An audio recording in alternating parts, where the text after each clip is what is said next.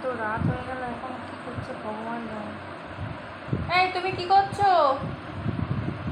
এখনো শুতে আসেনি, দেখি তো কি করছে।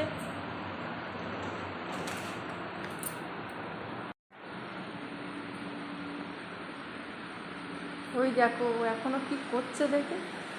এই তুমি কি করছো? তোমার এখনো অফিসের কাজ হয়নি?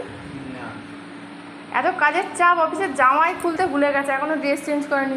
11টা বেজে গেল। কখন শোবে? এখনো আধ ঘন্টা শুতে হবে না, একেবারে কালকে সকালেই শু।